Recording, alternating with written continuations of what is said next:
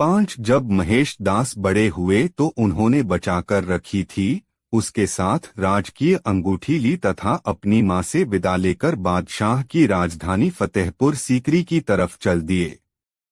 राजधानी में पहुंचकर महेश दास आश्चर्यचकित रह गए।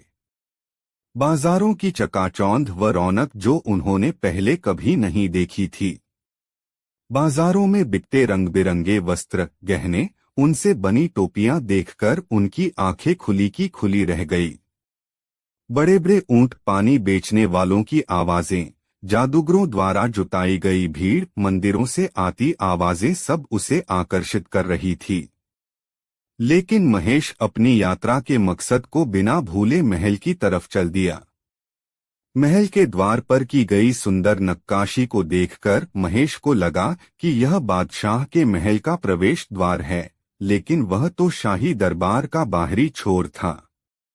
महेश जब महल के द्वार पर पहुंचा तो द्वारपाल ने उसका रास्ता रोकते हुए पूछा, कहाँ जा रहे हो? मैं बादशाह सलामत से मिलने आया हूँ, महेश ने शांतिपूर्वक उत्तर दिया।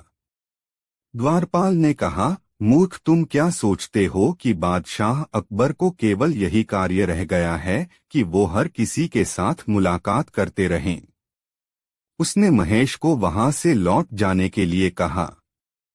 लेकिन जैसे ही महेश ने अकबर की दी हुई शाही अंगूठी निकाली, सैनिक चुप हो गया और दूसरे सैनिक ने राजसी मोहर को पहचान लिया। यह देखकर उसने महेश को अंदर जाने की आज्ञा दी, पर वह उसे ऐसे ही नहीं छोड़ना चाहता था। उसने तब महेश से कहा कि तुम एक शर्त पर अंदर जा सकते हो।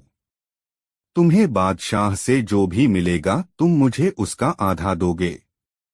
महेश ने मुस्कुराते हुए कहा, ठीक है, और वह वहां से चला गया।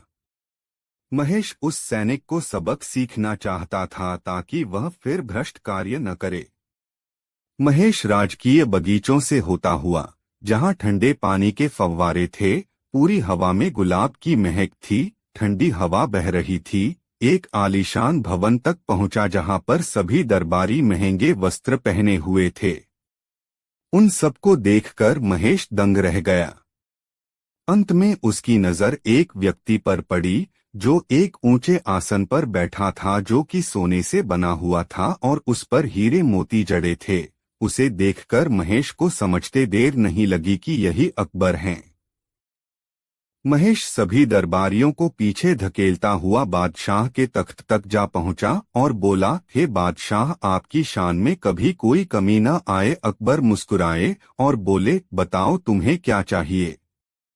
महेश बोला, मैं यहाँ आपके बुलाने पर आया हूँ, और यह कहते हुए उसने वह अंगूठी बादशाह को वापस कर दी जो कुछ साल पहले बादशाह ने उसे दी थी। अकबर ने हंसते हुए महेश का स्वागत किया और पूछा, मैं तुम्हारे लिए क्या कर सकता हूँ, तुम्हें क्या दे सकता हूँ? दरबारी उस अजीब से दिखने वाले व्यक्ति को देखकर हैरान थे कि आखिर यह कौन है जिसे बादशाह इतना सम्मान दे रहे हैं। महेश ने कुछ पल सोचा और कहा, आप मुझे 100 कोड़े मारने की सजा दीजिए। यह सुनकर दरबार में सन्नाटा छा गया। बादशाह अचरज से बोले, क्या कहते हो? तुमने तो कुछ गलत नहीं किया जिसके लिए तुम्हें 100 कोड़े दिए जाएं। क्या बादशाह सलामत मेरी दिल्ली इच्छा को पूरा करने के वायदे से पीछे हट रहे हैं? नहीं, एक राजा कभी अपने शब्दों से पीछे नहीं हटता। अकबर ने बड़े हिचकिचाते हुए सैनिक को आदेश दिया कि महेश को 100 कोड़े लगाए जाएं। महेश ने अपनी पीठ पर हर कोड़े का वार बिना किसी आवाज के सहन किया। जैसे ही 50वां कोड़ा महेश की पीठ पर पड़ा, वह एकदम अलग कूद कर चिल्लाया, रुको। तब अकबर भी हैरान होते हुए बोले, अब तुम्हें समझ आया कि तुम कितने पागल हो। नहीं जहां पनाह, मैं जब महल में आपको देखने आना चाहता था तब मुझे महल के अंदर आने की आज्ञा इसी शर्त पर मिली थी कि मुझे आपसे जो भी मिलेगा उसका आधा उस सेवक को दिया जाएगा। इसलिए कृपा करके बाकी के कोड़े उसे लगाए जाएं। पूरा दरबार हंसी के ठहाकों से गूंज उठा। जिनमें अकबर की हंसी सबसे ऊंची थी। इसी के साथ उस सैनिक को दरबार में आकर अपनी घूस लेने की आज्ञा दी गई।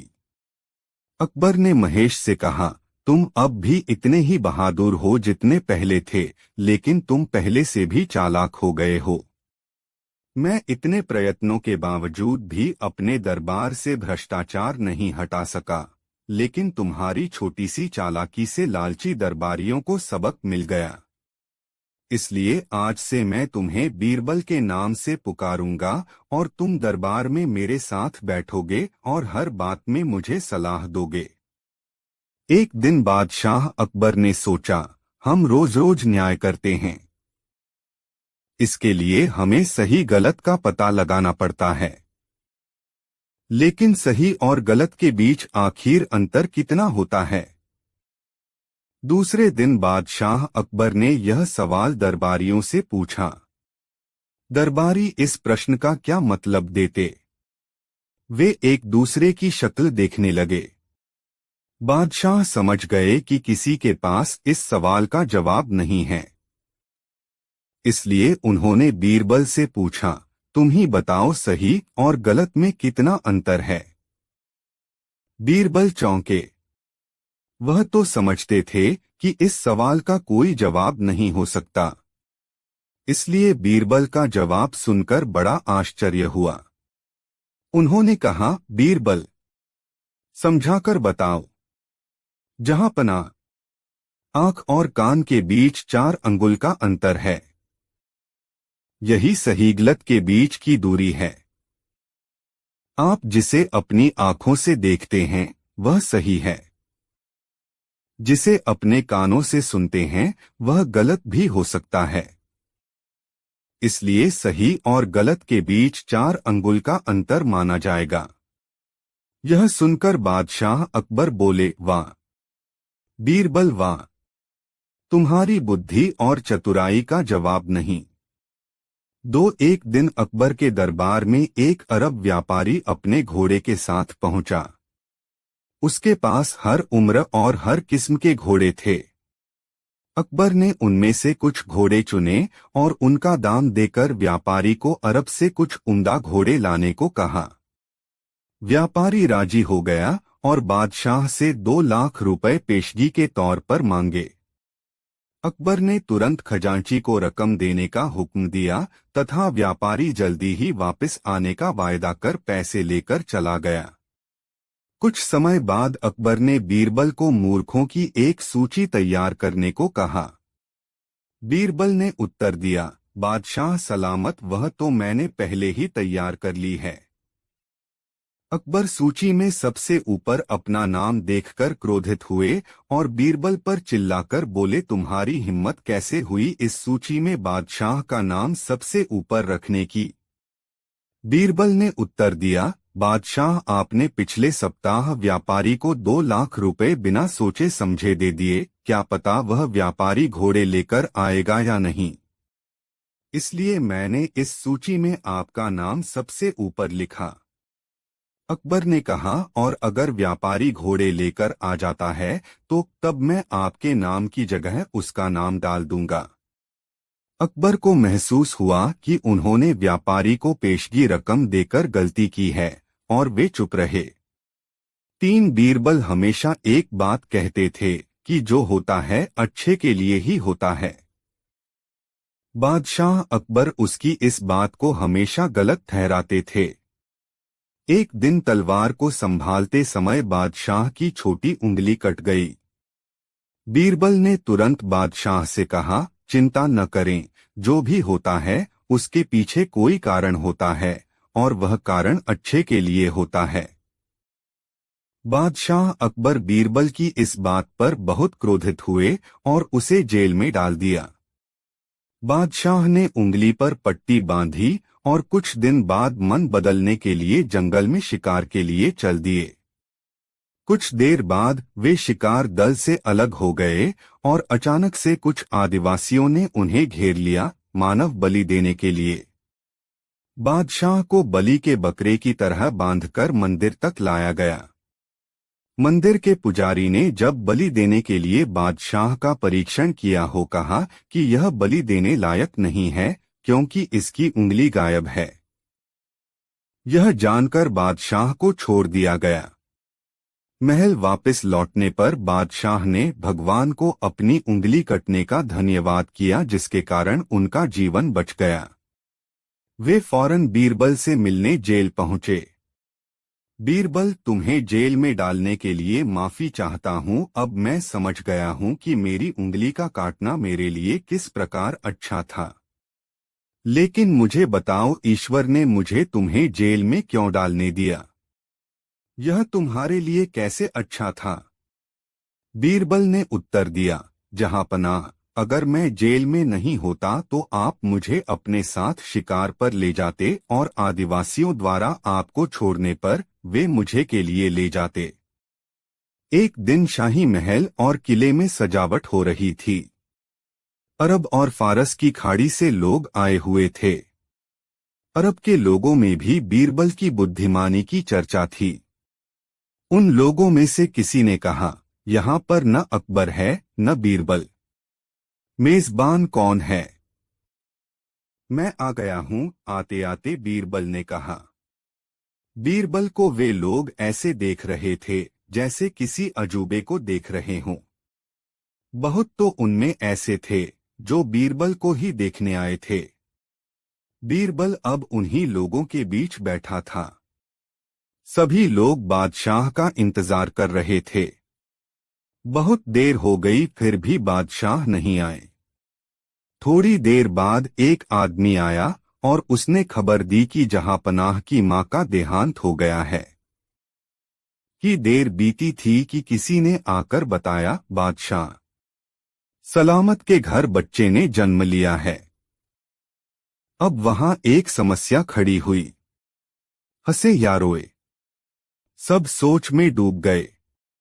अंत में बीरबल ने कहा, सोचने की बात कुछ नहीं, बादशाह आएंगे ही। अगर वे हंसते हुए आए तो सब हंसेंगे, यदि रोते हुए आए तो सब रोने लगेंगे। जैसा वे करेंगे वैसा ही हम भी करेंगे।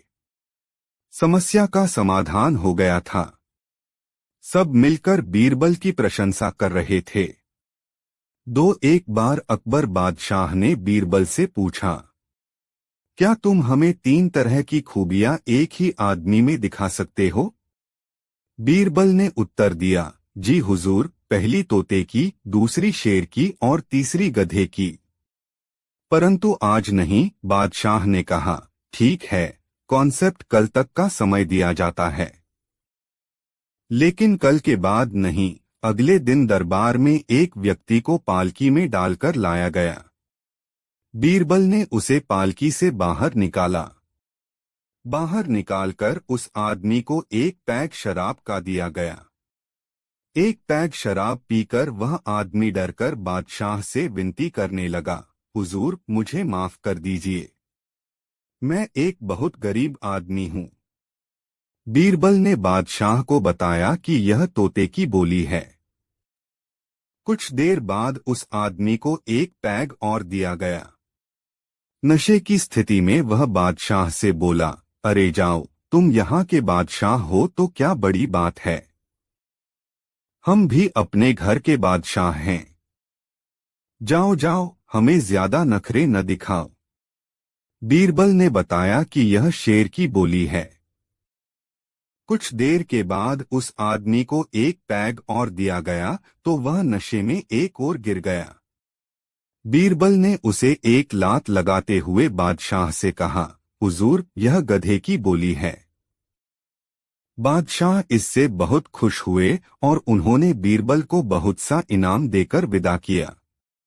एक बार बादशाह अकबर ने दरबार में पूछा, बताओ बताओ, सबसे चतुर कौन कौन सी है? मुल्ला दो प्याजे तथा अन्य लोगों ने अपनी अपनी जातियों को होशियार बताया।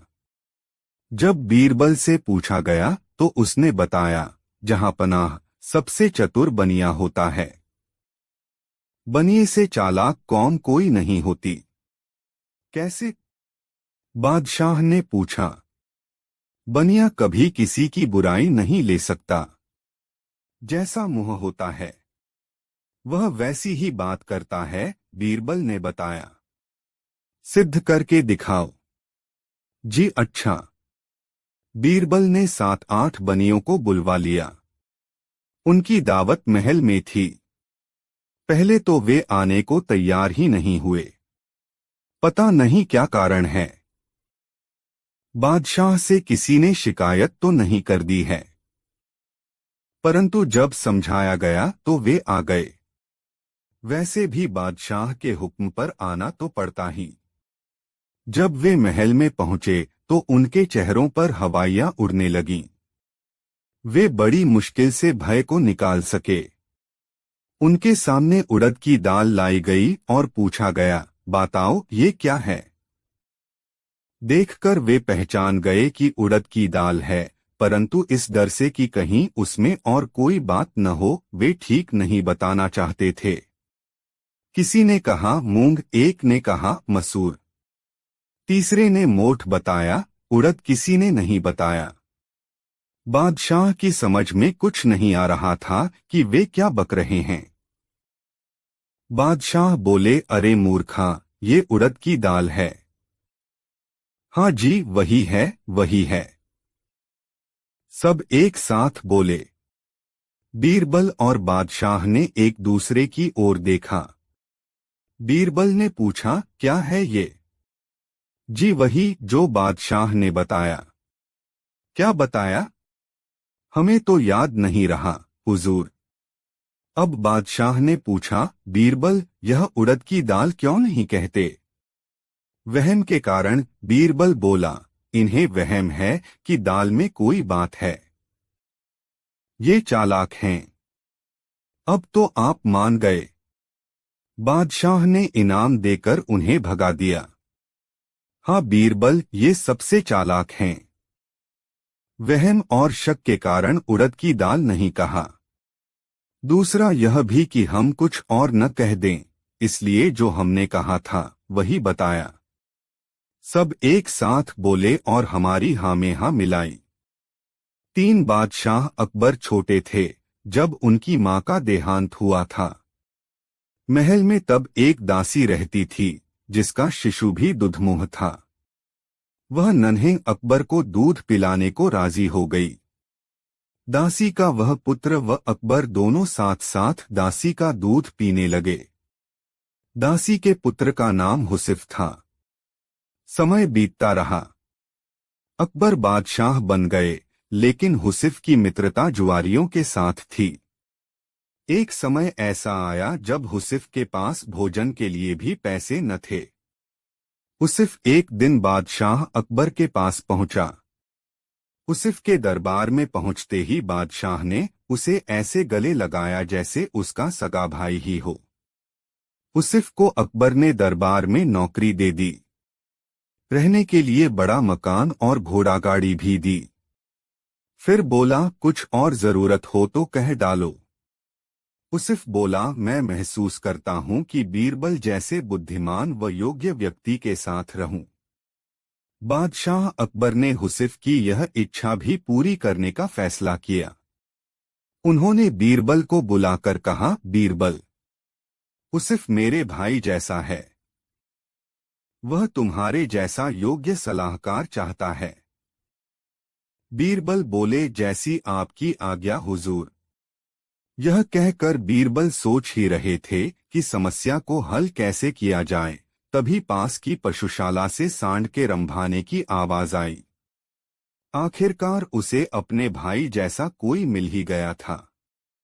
अगले दिन उस सांड के साथ बीरबल महल में जाकर अकबर के सामने खड़े हो गए। अकबर ने पूछा, बीरबल, तुम अपने साथ इस सांड को लेकर क्यों आए हो। बीरबल बोले, यह मेरा भाई है बादशाह सलामत, हम दोनों एक ही माँ का दूध पीकर बड़े हुए हैं। गौ माता का दूध पीकर, इसलिए यह सांड मेरे भाई जैसा है, दूध भाई। यह बोलता भी बहुत कम है। इसे हुसिफ को दे दें, उसकी इच्छा पूरी हो जाएगी। बीरबल का उत्तर सुनकर अकबर को अपनी गलती का एहसास हो गया। शिक्षा। एक ही माता का दूध पीकर जब दो बालक बड़े हो जाते हैं, तब उनके विचार भी एक जैसे नहीं रहते। एक किसी और दिशा में सोचता है तो दूसरा किसी और दिशा में। बादशाह ने यह सोचकर हुसिफ को बीरबल के साथ रहने को कहा था कि बीरबल जैसे योग्य मंत्री के साथ रहने पर उसके भी विचार बदलेंगे। लेकिन बीरबल के बुद्धिचातुर्य ने बादशाह की इस धारणा को खारिज कर दिया। एक बार बादशाह अकबर को इस बात का घमंड हो गया कि वे इतने बड़े मुल्क हिंदुस्तान के बादशाह हैं। वे क्या कुछ नहीं कर उन्होंने अहंकार से भरकर दरबारियों से पूछा, क्या कोई ऐसा काम है जिसे मैं नहीं कर सकता? एक चाटुकार दरबारी ने चापलूसी करते हुए कहा, हुजूर का इकबाल बुलंद हो। आप सब कुछ कर सकते हैं, बस केवल सूरज, चांद और दुनिया नहीं बना सकते। हुजूर के वश में मौत नहीं। वैसे हुजूर सब कुछ कर सकते हैं, केवल अन्याय नहीं कर सकते। अकबर ने अन्य दरबारियों की राय पूछी। हर किसी ने अपने अपने तरीकों से बादशाह के बड़पन की प्रशंसा की। अंत में उन्होंने बीरबल पर दृष्टि जमाई और पूछा, तुमने नहीं बताया बीरबल, हम क्या नहीं कर सकते? जहां पनाह, सच बात तो यह है कि आप कई काम नहीं कर सकते। जैसे बादशाह के माथे पर बल पड़ गए। बीरबल बोला, जैसे आप हथेली पर बाल नहीं उगा सकते, आप भूख को वश में नहीं कर सकते। आप आदमी को जानवर और जानवर को आदमी नहीं बना सकते। और गुस्ताखी माफ हो जहां पनाह, आप स्त्रियों की भांति प्रसव पीड़ा सहकर बच्चों को जन्म नहीं दे सकते। यह सुनकर बादशाह सोच में डूब गए। उन्हें एहसास हुआ, सच्ची और खरी बात कहकर बीरबल ने उनकी आंखें खोल दीं। वे बीरबल की प्रशंसा किए बगैर न रहे। इस कहानी से शिक्षा, अनहोनी बातों के बारे में कल्पना कर ये समझ बैठना कि वह सब कुछ कर सकता है, कोरी मूर्खता ही तो है। बादशाह भी इस बारे में मूर्ख सिद्ध हुआ। बीरबल ने सच्चाई उसके सामने उजागर कर दी।